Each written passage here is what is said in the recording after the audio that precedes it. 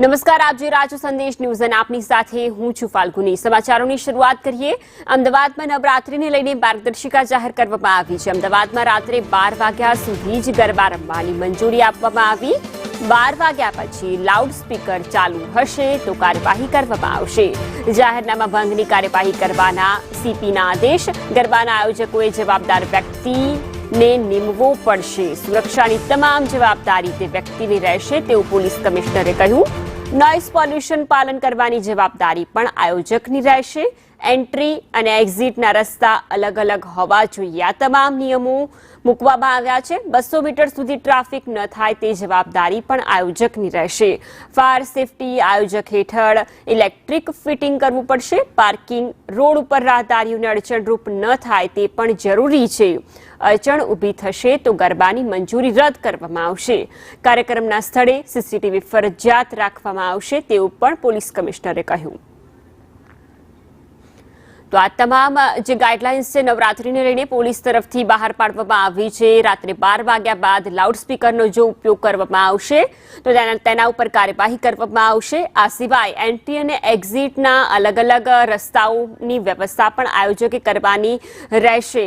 સિવાય સીસીટીવીની પણ સુવિધાઓ જે આયોજન સ્થળ છે ત્યાં રાખવી ફરજિયાત રહેશે।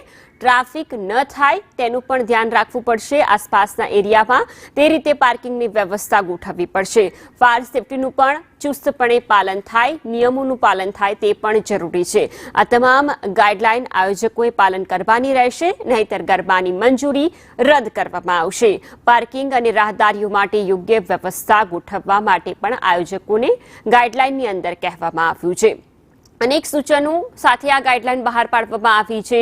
જો કોઈ પણ વાહનો અડચણ ઊભી કરવામાં આવશે તો ગરબાની મંજૂરી રદ કરવામાં આવશે। આયોજકોએ તમામ ઝીણામાં ઝીણી બાબતોનું ધ્યાન રાખવું પડશે કે કોઈ પણ પ્રકારે કોઈ અનિચ્છનીય ઘટના ન બને તે માટે આયોજકોએ પૂર્વ તે પ્રકારનું આયોજન કરવું પડશે। જે પણ ગ્રાઉન્ડમાં આયોજન થઈ રહ્યું છે ત્યાં પણ ચાસ્તો બંદોબસ્ત।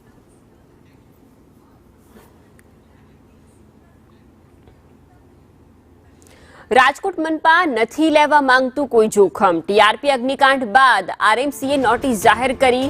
નવરાત્રી પહેલા ફાયર વિભાગે આ નોટિસ જાહેર કરી છે। ગરબા આયોજકોએ અલગ અલગ નિયમો પાળવા પડશે। 30 જેટલા નિયમો ફરજિયાત પાડવાનો નોટિસની અંદર ઉલ્લેખ કરવામાં આવ્યો। લોકોની સલામતીને લઈને આ નોટિસ જાહેર કરવામાં આવી છે। લોકમેળા દરમિયાન પણ રાઇડ્સ મુદ્દે હોબાળો થયો હતો અને હવે નવરાત્રીનો તહેવાર આવી રહ્યો છે ત્યારે આયોજકો માટે કડક નિયમો જાહેર કરવામાં આવ્યા છે।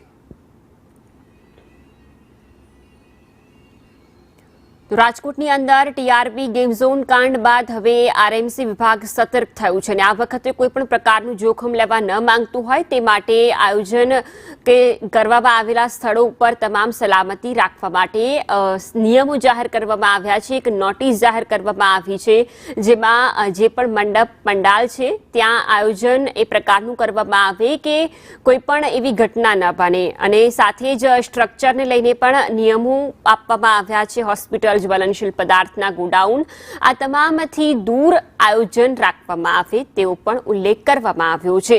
આ સાથે જ અવરોધક વસ્તુઓ પણ દૂર રાખવાની રહેશે। નવરાત્રી આયોજક દ્વારા કોઈ પણ મંડપ, કોઈ પણ પ્રકારની ભઠ્ઠી, electric substation, electric transformer, electric substation સાથે જ હાઈ ટેન્શન લાઇન કે રેલવે લાઇનથી જે તે જગ્યા ગ્રાઉન્ડની હશે તે દૂર રહેશે। આયોજક દ્વારા કોઈ પણ સ્ટ્રક્ચરની અંદર કોઈ પણ પ્રકારના સ્ટોલ બનાવવાની પણ મંજૂરી આપવામાં નથી આવે।